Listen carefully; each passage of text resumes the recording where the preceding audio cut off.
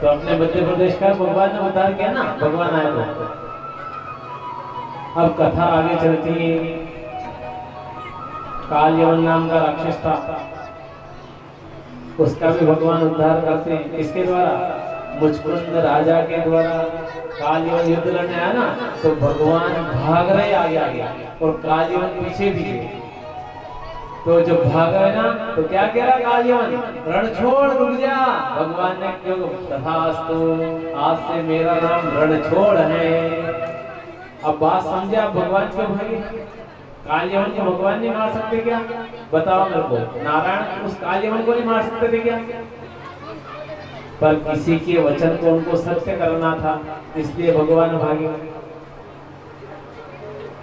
और भगवान एक बात और आपको बता रहे हो, भागे क्यों?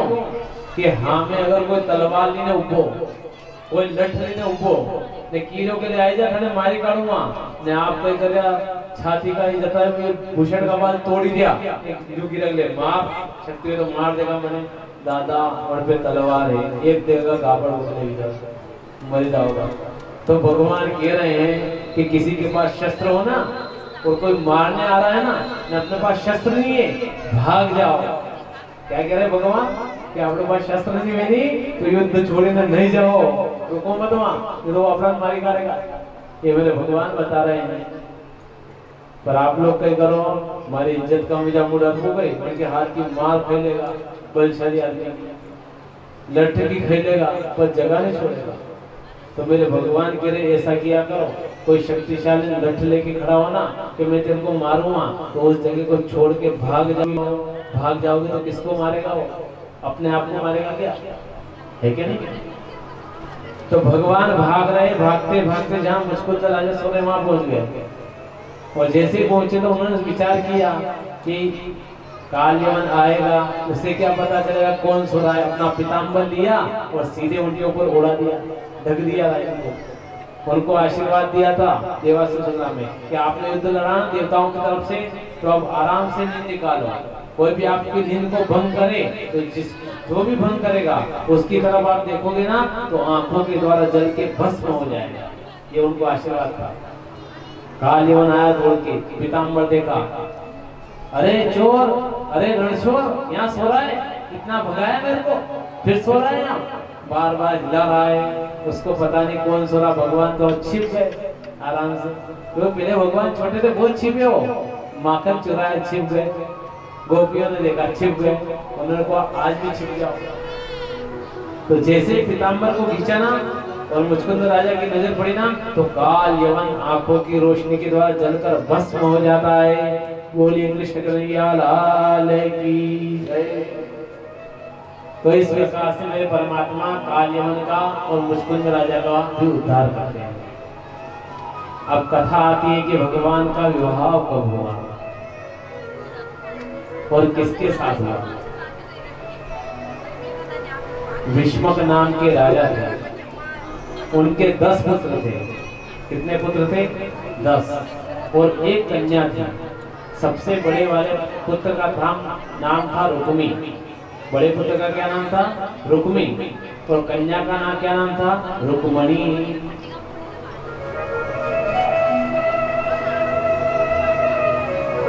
तो भीष्मक राजा ने विचार किया कि तीनों लोकों में भी बलशाली कन्हैया है, कृष्ण है, तो उनके साथ में मैं मेरी बेटी का विवाह करूंगा।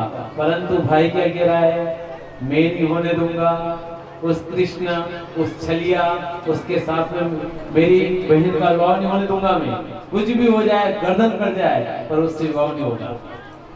मैं तो विवाह किससे करवाऊंगा? मेरा मित्र कौन है? शिशुपाल, उससे मेरी बहन का विवाह करवाऊंगा।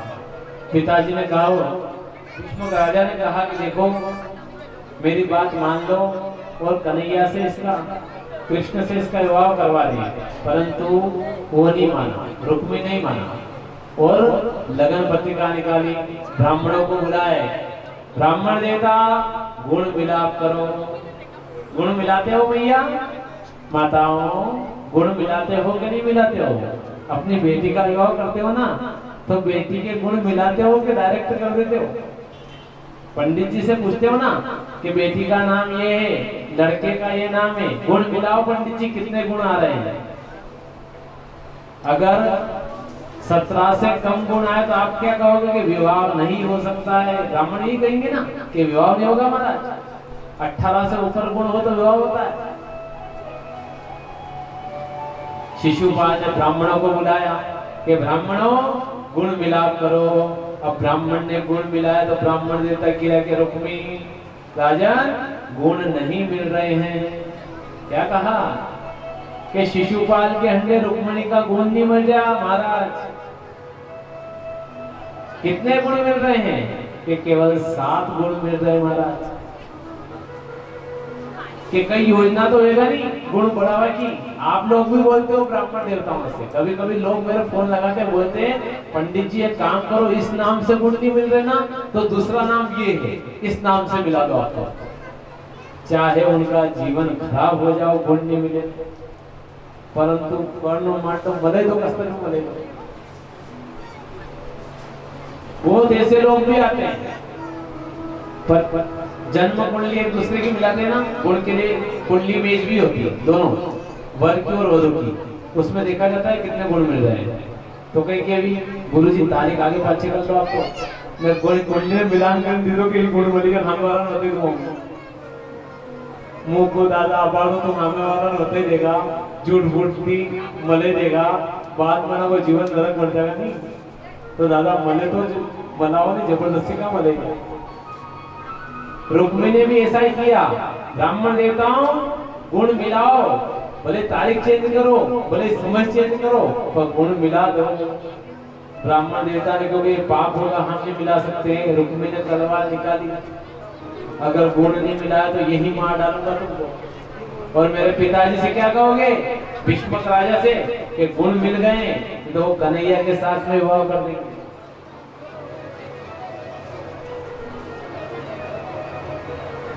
अब परमात्मा की असीम कृपा से शिशुपाल के वहां लगन पत्रिका भेज दी कि इस दिन विवाह होगा।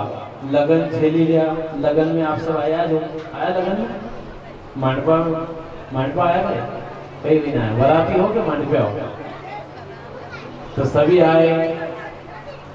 अब रुक्मिणी ने कहा कि भैया मेरी इच्छा है कि आज मैं माताजी के दर्शन करके आ जाऊं और माताजी को प्रणाम करके आ जाऊं। इसके बाद में फिर शिशुपाल बारात लेके आएंगे ना, उससे पहले कुल देवी की पूजा करना आवश्यक है। तो रुक्मिणी मैया कुल देवी की पूजा करने निकली ना तो 3-4 सिद्धियां और पीछे गए उनके। रुक्मिणी ने कहा कि सिपाहियों ध्यान रखना, वो छलिया आके मेरी बहन को ले जाए, छलिया आके बहन को ले जाए, इसकी ध्यान रखना। तो अब क्या भगवान रुक्मिणी निकली माताजी के वहां गई और सिपाही भी वहां खड़े हैं, आराम से देख रहे हैं कि हाँ रुक्मिणी मैया पूजा कर रही है। रुक्मिणी मैया ने पूजा कर ली, मंदिर की एक परिक्रमा लगाई, दूसरी परिक्रमा लगाई, तीसरी परिक्रमा लगाई और सखिया कह रही है कि रुक्मिणी परिक्रमा भी ये 3 कि नहीं मने 4 लेनी पड़ेगा।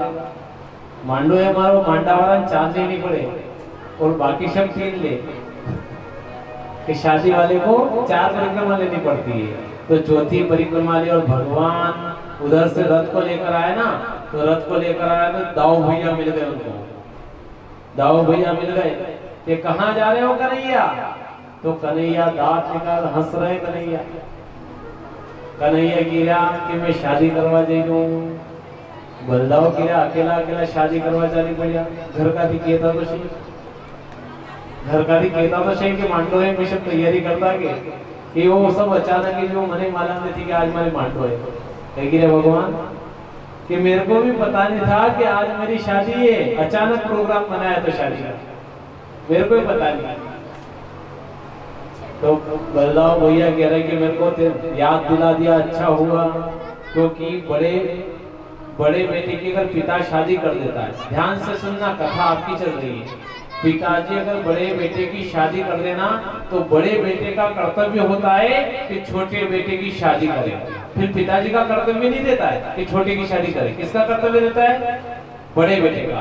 पिताजी का एक कर्तव्य है कि बड़े बेटे की शादी कर दे। जैसे ही बड़े बेटे की शादी हुई और बड़े बेटे का कर्तव्य छोटे बेटे की शादी करे, उसको धंधा सिखाए, काम सिखाए। ये काम किसका है? बड़े बेटे का। ये ध्यान रखना जीवन में पिताजी का काम नहीं है। पिताजी तो बड़े बेटे को सिखाएंगे और बड़े बेटे का काम है छोटे बेटे को सिखाना। अब देखो हमारे भगवान भी आ गए हैं उधर प्रेम से। अब भगवान सीधे आए और रुक्मणी मैया चौथी परिक्रमा ली ना, तो बिल्कुल भगवान के साथ में रथ में बैठ गई। अब जैसे भगवान रथ को लेके जाने लगे ना, सिपाही लोग देख रहे हैं और कह रहे हैं देखो कितनी अच्छी जोड़ी लग रही है महाराज, कितनी अच्छी जोड़ी लग रही है।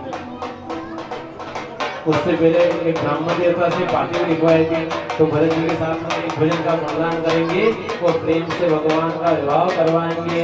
वो रुक्मणी पाती के कड़वानी मड़ से, रुक्मणी पाती के कड़वानी मड़ से, रुक्मणी पाती के कड़वानी मड़ से, रुक्मणी पाती के कड़वानी मड़ से। ओ मंदिर जवानी दे, सत्संग करवानी दे, मंदिर जवानी दे, सत्संग करवानी दे, पूजा करवानी दे, दर्शन करवानी दे, पूजा करवानी दे, दर्शन करवानी दे। रुक्मणी पाते के करवानी मड़ से, रुक्मणी पाते के करवानी मड़ से, रुक्मणी पाते के करवानी मड़ से, रुक्मणी पाते के करवानी मड़ से।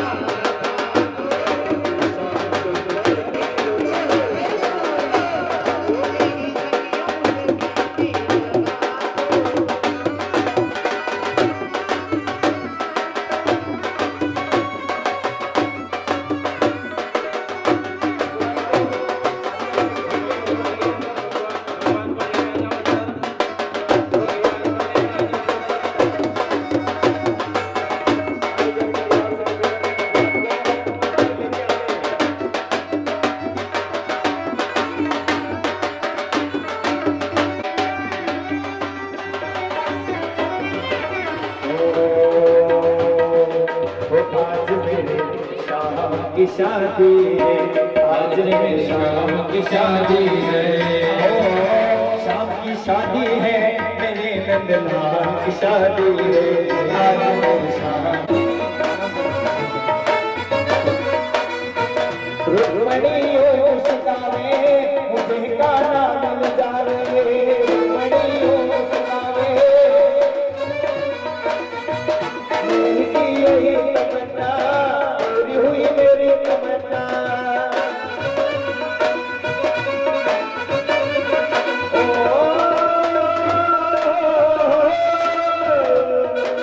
आज मुझे लगता है कि भगवान की शादी है, आज मेरी शाम की शादी है, आज मेरी शाम की शादी है, शाम की शादी है, मेरे भगवान की शादी है, आज मेरी शाम की शादी है।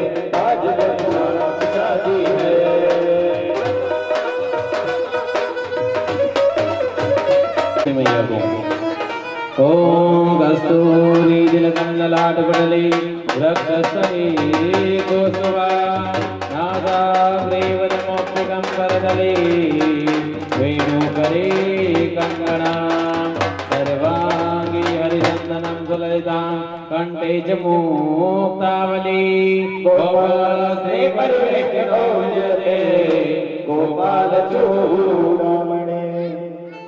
भगवान कन्हैया। ओम वंदे देव उमापतिं सुरगुरुं वंदे जगत्कारणं वंदे वन्मकभूषणं भगतरां वंदे पशूनां पतिं वन्दे सुजसङ्गवायनेनं वन्दे मुकुन्दप्रिया वन्दे भक्तजनाश्रियं च वरदं वंदे शिवं शङ्करं। भगवान का विवाह संपन्न होता है। अविवाह होने के बाद में क्या होता है? सिंचावनी। कौन सी सिंचावनी करना है? बीड़ी नहीं पीऊंगा महाराज ने, सिगरेट नहीं पीऊंगा, ये यहाँ अर्पण कर रखना। उसके बाद में भी परीक्षण को भगवत प्राप्ति होना, भगवान को प्राप्ति होना, ये कथाएं कल कही जाएगी। तो प्रेम से कथा को श्रवण करें और अपने मानव जीवन को सफल बनावे। तो कल समय का ध्यान रखते हुए सभी को बुलाना है। तो 12:30 बजे के बाद में भोजन प्रसादी होगी, आरती होने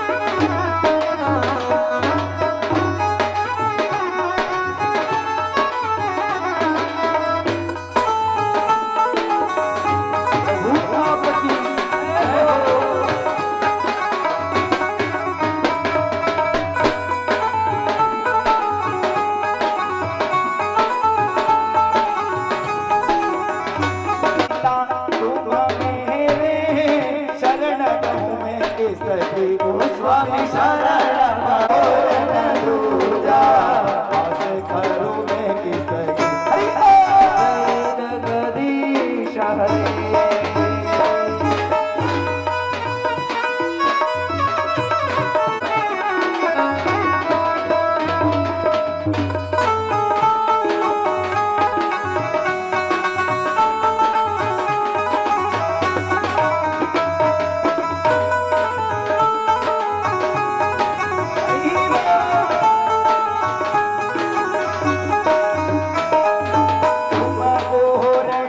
परमात्मा तुम अंतर्यामी स्वामी तुम अंतर्यामी बाहर ब्रह्म परमेश्वर परम पिता परमेश्वर तुम सबके जगदीश हरे।